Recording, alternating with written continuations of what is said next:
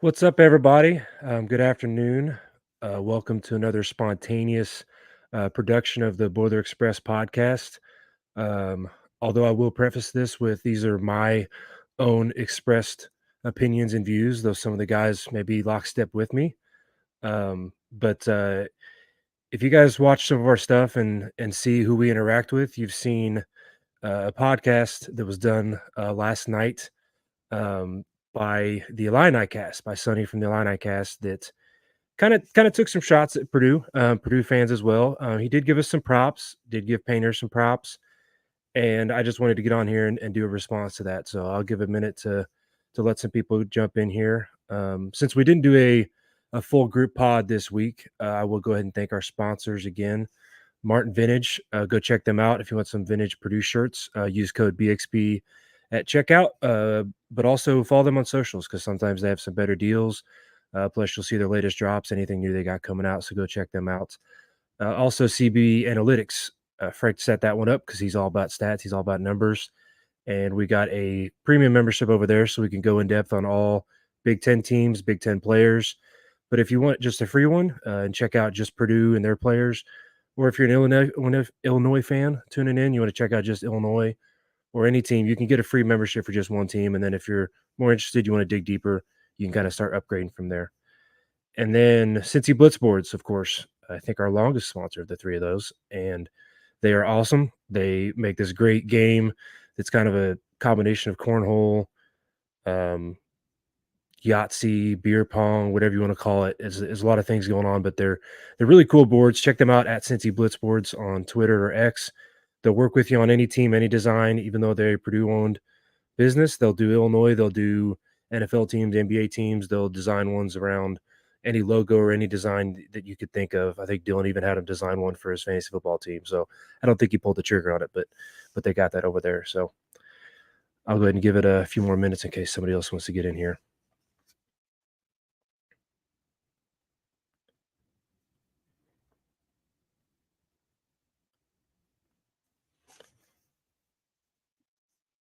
So before I get started too fully, I want to go ahead and read a statement or at least part of the statement from Sonny over the INIcast because we did interact a little bit on Twitter today over what was said last night, and that's what kind of caused me to want to do this. He did give us a lot of props. Like I said, he called Painter the best coach in the Big Ten right now, one of the top 3 to 5 coaches in the country. He was just kind of defending Underwood, and I will say too, what started the debate between him and myself on coach rankings and where we see coaches was a Big Ten huddle episode a few weeks ago where I ranked Big Ten coaches, and I think I had Underwood at like 5 or 6, and that was solely due to this season. He has had a great last 4 or 5 years, especially once he got through his first couple years in the Big Ten. He has been really great, but this year they have underachieved a little bit. I think in my mind, they're a very talented roster. When they had Terrence Shannon Jr., he was a borderline All American candidate. His name was coming up in that conversation. But they did lose to Marquette. They did lose to Tennessee, 2 teams that Purdue did take care of and did beat. So, when your best non-con win is Florida Atlantic, which they are coming off a Final Four year, you're going to take some lumps, I think. So that's kind of where I was going with that ranking. But he did say, I have no ill will towards Matt Painter, best coach in the Big, like I said, top 3 to 5 in the country. I just think Underwood is a lot closer than given credit for. I'm just surprised at the passion and vitriol of a segment of the Purdue fan base. Keep in mind that in his show last night, he did admit that Illinois is one of the worst. He also said 2 things can be true, that Zach Edey is the best player in the country and that he is refereed differently. He thinks if Shannon were playing both games would be a toss-up, both this game in Mackey tonight and the return game at the end of the year for their senior night. So I took some notes. I didn't want to get way off track, and I'm used to being on with at least 2 of the guys, and you've seen us go up to like 9 people. So I'm used to having a chance to kind of collect my thoughts and be ready to jump back in the conversation. So if I get off track or I get on a tangent, I apologize. I'm going to try to keep focused on here, not get too rage. So basically, what I did is I listened through that podcast, that episode he did last night. Which, if you look up Illini Cast on YouTube, on X, wherever their social medias are, you can find that episode last night. So you can fact check me. You can see that I'm trying to go through exactly what he said and kind of come up with my response for that. So um, the first thing he kind of talked about was the conversation about wins, right? Conference wins since Underwood not was just in the Big Ten, but after he got a couple years in. So if you go back to since Underwood's been a coach at Illinois, there's only one range, and that's if you go back the last 4 seasons. That's the only range in which he has more conference wins than Matt Painter. If you go back 6 years, 7 years, or just 2 years, 1 year last year, Painter has him beat in wins. Last 3 years, they're tied. So that was kind of cherry picking. That's kind of part of the reason I kind of wanted to stand up for that, because you want to include the down year where Purdue might have missed the tournament, but not include their Elite Eight run. But you also don't want to include the dominance of the last couple of years. So that's kind of where I took issue with that. The start of this conversation was about Purdue fans on Twitter and being um, somewhat entitled, acting like we're a Duke or North Carolina, etc. And the first thing I want to say is I was actually shocked. So I was surprised because one of the reasons we started our podcast over at Boiler Express was because of the negativity that can happen in the Purdue fan base, and not just Purdue fan base, but in Purdue media, surrounding the program as a whole. We wanted to step up and be a positive light. So to hear that people are acting entitled, acting like we're a top program, I like that. I like that. I'm glad that that's going on, but that's not exactly what we see a whole lot of. But we do see a certain fan that is a mother of an Illinois player that is probably one of the most outspoken, um, angry, entitled fans, and that's a certain Dre Gibbs Longhorn's mother. And she's been very vocal a lot with Purdue fans in particular because, of course, her son committed and then backed out and now is at Illinois, committed to Purdue and then backed out and now is at Illinois. So I just want to say that Illinois fans, like I agree with Sonny, that Illinois fans historically are amongst some of the worst as well too. So the entitled part, I do want to say our fan base and our program does take its lumps for March, does takes its lumps for how we perform, how we've lost the double digit seeds the last few years. I get that. But Kansas, UCLA, North Carolina, Kentucky, and Purdue, those 5 programs, those Power 5 programs, what do they have in common?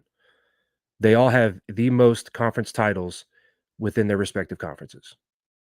So, in a way, we are in a class with Kentucky, North Carolina, UCLA, Kansas, the Dukes. Duke was second in the ACC behind North Carolina. So there is a lot of history there for Purdue fans to be proud of, and to say, hey, you're not going to disrespect Painter. You're not going to disrespect our program. You're not going to, just come in and think that you're going to lose one of your best players and come in and walk over us. So there is some history behind the team that has us reason to defend it and step up for it like it is a top program, because it's been a top program historically. Now March, yeah, it's a different story. So let's get to the stat line. I think he said something around, what's going to be 20 points, like 12 rebounds, 2 or 3 blocks, and 1 foul.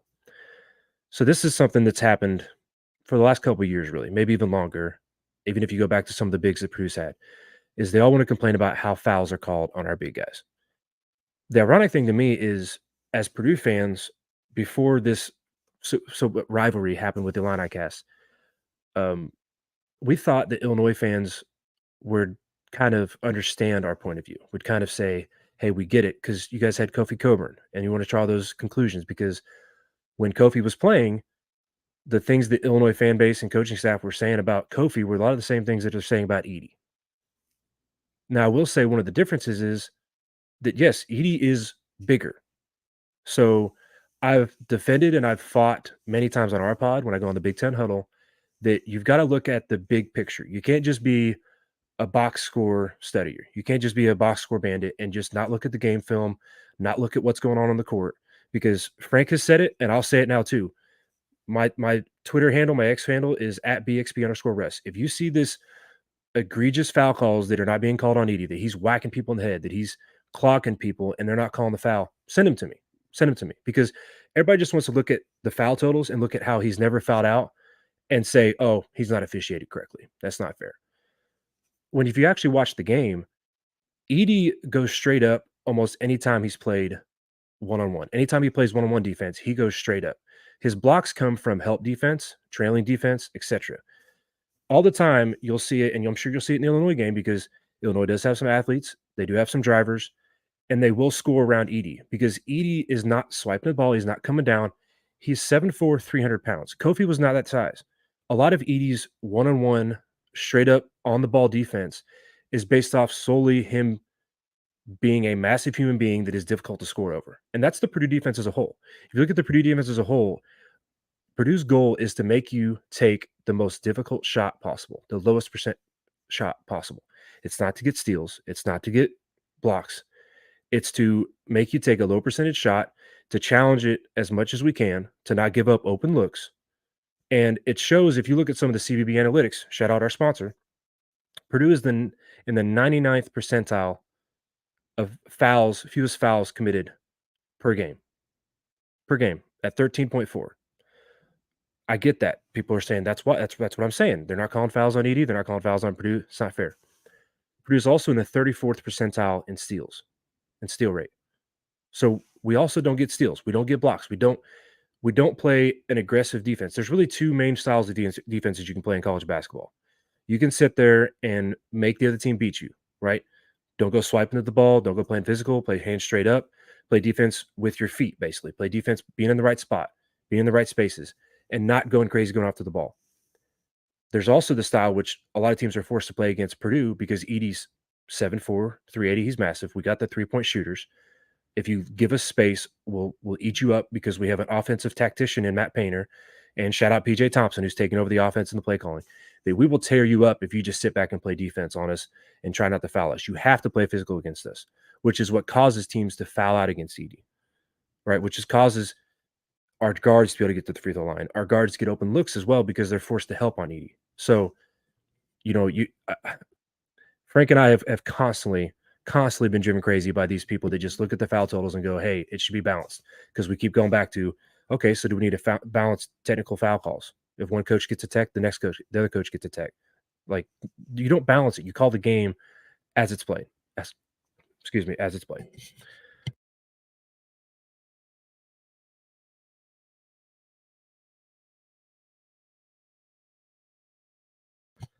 Sorry, thank you.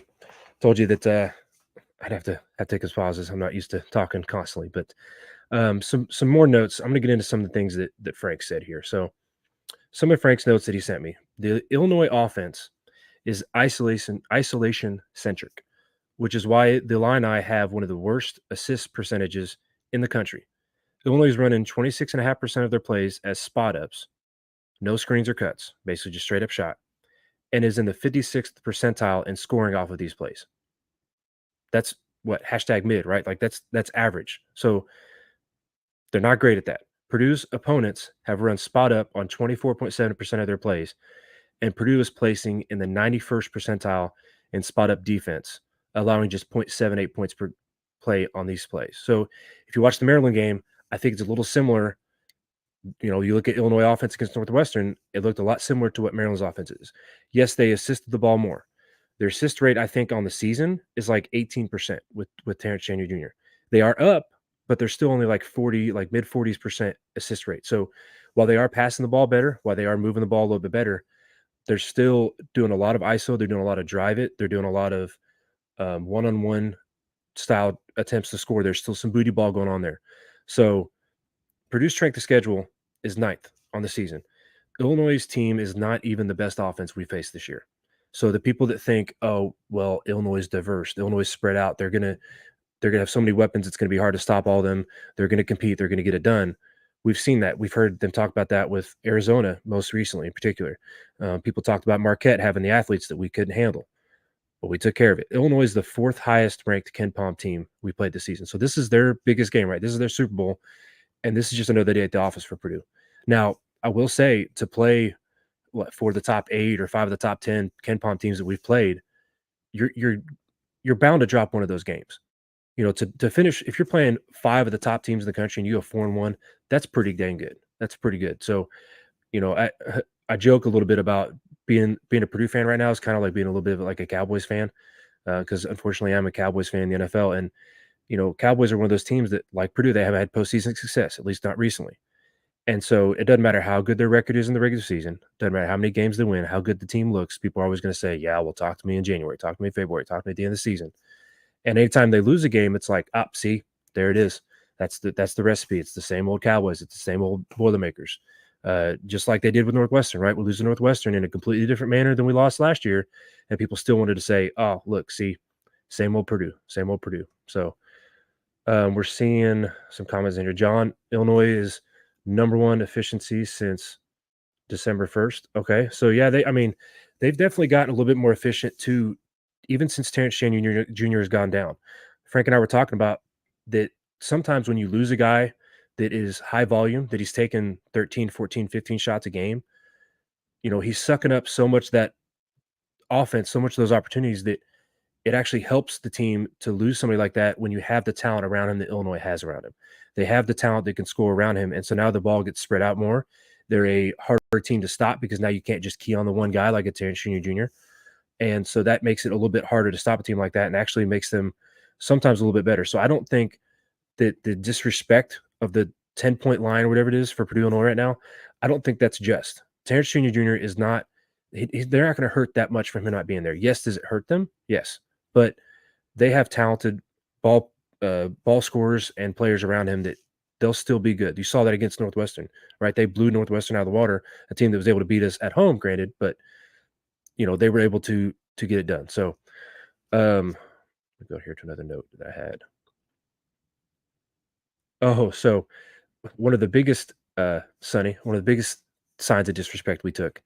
You might not even realize you did it because I know it was late at night. I know you were throwing stuff out there and you repeated some stuff, but the fact that you kept saying that we're worried about just two guards and you mentioned Lance Jones and Braden Smith without mentioning Fletcher Lawyer, who's actually our third leading scorer ahead of Lance Jones, which was pretty mind-boggling to me.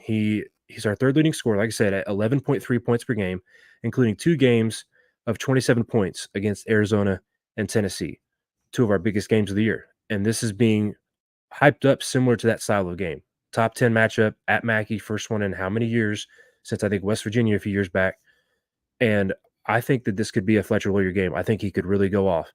I think that they're going to key on Edey. They're going to try to stop him, and it's going to open up shots on the outside. And not just Fletcher. You saw what happened with Mason Gillis last year, right? Penn State played a similar style. They tried to play booty ball.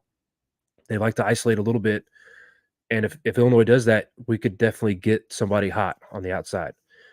Let's see. You also doubled down on the 2 guards or on the disrespect of Fletcher Lawyer when you said Braden Smith and Zach Edey are the top 2 players, right? Not in that order. Edey, then Braden Smith. But then 3 through 7 is probably in an Illinois uniform. I wouldn't agree with that because I would put Fletcher Lawyer somewhere in the top 5 or 6 there. I would say he's definitely higher than just the 8th best player on the floor tonight. That's just my thoughts. Okay, so we got some comments coming in here. Thoughts on a Hawkins-Edey matchup. So, I mean, it's not something that he hasn't seen before. He constantly teams try to go smaller. They try to put a more athletic big on him. Even defensively, they might switch off the biggest guy on the team to keep them out of foul trouble while guarding Edey. So Edey he's displayed a lot better footwork this year. He is not always playing drop coverage now. So he's not nearly, I wouldn't even say defensive liability, but he's not nearly the liability that he was last year. So I think it could be very interesting. I think it comes down to how they want to play Edey defensively, because I do think Edey stays out of foul trouble again tonight. I think that prediction of his box score is correct, but like I explained earlier, that's not necessarily an indication of them refereeing Edey differently. It's just that he doesn't try to get the fouls. So I do think that Edey stays out of foul trouble. Now, does Illinois double him on defense? If they double him, you could see a game like Arizona where we have a couple guys on the perimeter go off for 15 to 25 or more a game, and Edey's still going to get his 15, 20, 22 points or so. So I think it'll be interesting to see how Illinois plays in defensively if they try to just throw bodies at him, get guys in foul trouble so that after the game, Underwood can go crying about the officials like he already has been this year or this week leading up to this game. So we'll see about that. Our guy, Frank, you have to take schedule disparity into account too. Colgate, Missouri, FDU, Northwestern aren't exactly defensive monsters. Yeah, exactly. So, and especially when you got Northwestern at home. So those are Illinois' I think last 4 opponents or 5 opponents, 4 opponents, at least since December 1st. So yeah, they look efficiently offensively, but look at something like KenPom. KenPom will they'll give you a good idea of how you should have performed against that team versus how you actually performed. So when you have a team, like a Colgate that you're supposed to put up 90 to 100 points on, when you put 90 to 100 points on, you don't get a big old pat in the back saying, "Oh, you outperformed." No, you did what you should have against that team, especially with a Terrence Chandler Jr. YouTube user, boiler up. Yes, sir. Boiler up. Or ma'am. Don't want to assume. Fletcher's 6'4". I mentioned two other guys because we struggle on the little guys. Okay, yeah, I'll give you that. I'll give you that. I guess it was the double down when you said that players 3 through 7 are on the Illinois side when Fletcher has shown the ability to repeatedly drop 20 plus, 25 plus points in a game and just get hot and go off. So I would have put him, we talked about at the beginning of the season, I would have put him in the top five, maybe not top five, but top 10 guards in the league when he wasn't even being mentioned. Because the dude can just score in buckets. He can score in a hurry. One of the games that was most impressive last year was the Michigan State game where he scored, I think, 8 of the last 10 points. And the last bucket, he actually assisted to Edey for the game winner. So let's see. Edey has 75 pounds on Hawkins. Good luck, buddy. Yeah, yeah. Frank's got a point there. Like I said, that's a difference between Edey and Kofi as well. Is that Edey is still a little bit bigger and definitely taller than what Kofi was. So it's harder to score on him, and then you have to use more effort to stop him.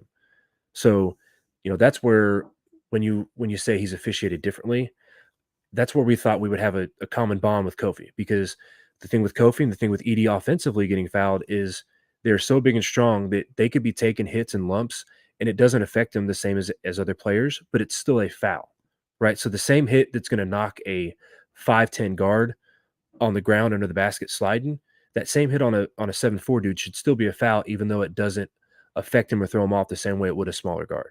So that's kind of where we come from as far as how he should be officiated differently. Edey is just tall. Yeah, good point, Ultimate Boiler. Appreciate that. Damon. Frank has said, excited to see Domask versus Lance Jones. Former teammates going at it. Should be a fun matchup. Yeah, and Lance Jones talked about that a little bit. If you look that up on YouTube, I won't go through all the notes on that, but they've definitely been keeping track of each other's teams and each other's success. And I think you'll see a little bit of banter tonight. But it also might be one of those situations where it turns into, hey, for those 40 minutes on the floor between those lines, we are not friends.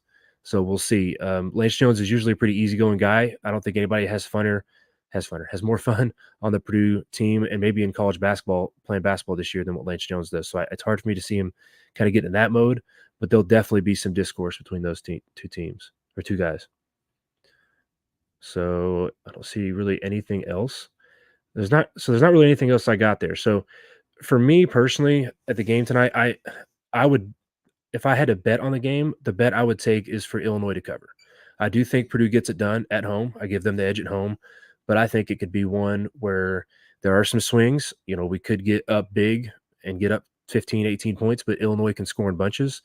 And I think it comes down to a single digit spread at the end of the game and maybe even a couple possessions where we're having to hit some free throws to seal this game. And I like our chances in that. Obviously, one of the biggest differences between Edey and Kofi was his free throw shooting. So we don't have to take him off the floor at the end of the games. And our team as a whole is a good enough free throw shooting team that we should be able to hold the lead late if that's what it turns into. So it does sound like Mackey is going to have the paint crew tonight. So that should be a good help as well. I know Sonny brought up that we've lost our first home games after January because usually the paint crew isn't there, but they should be there. So that will be a good boost. Mackey should be at full throat, full volume for this game. And I'm looking forward to it. It's a game, like Sonny said, that even if you're not a Purdue Illinois fan, then you should be watching it because it's a top 10 matchup in the Big Ten that it's big. It is probably bigger for Purdue. I agree with you on that, Sonny, as well, that it's probably bigger for Purdue at this point because Purdue already has a conference loss. And the Illini are undefeated in conference play early on. So a loss puts us 2 games back, puts us in a bind, and it's going to be a struggle anyways. It's going to be a long struggle in the Big Ten schedule like it always is. And it's going to be even harder if we're 2 games back of a talented Illinois team. I think Illinois is still there at the end. I think they're still a top 4 or 5 in a conversation for a double bye. I don't necessarily know if they're going to stay at the number 2 team in the conference. I think Wisconsin's very good. I think Ohio State, as long as they can avoid a slump, is very good. Nebraska could surprise some people. But I do think that they're a very talented team. Even without Terrence Jr., they should be a tournament team with a decent seed and a shot at getting the Sweet 16. And that's one more comparison I would make between Painter and Underwood is Underwood has yet to make a Sweet 16 with Illinois as well. So for as much guff as you want to give Purdue fans for not making it past these double-digit seeds the last few years, we have made a couple Sweet 16s in the last 6 years, including an Elite Eight in 2019. And so we do have a little bit more success in the tournament with Painter than even Underwood has had with Illinois. So with that, I'm going to go ahead and close it down unless I see some comments come here at the end. Appreciate y'all kind of putting through this random mid-afternoon conversation. Hopefully it brought some things to light, maybe give some talking points. Hit me up at BXP Russ, BXP_Russ, I apologize, or at Boiler Express on Twitter, on Facebook. We're everywhere on YouTube. Hit subscribe. See if you want to follow this and see if you want to see more of the content we put out. But go Boilers, boiler up, hammer down, and we'll see y'all next Tuesday.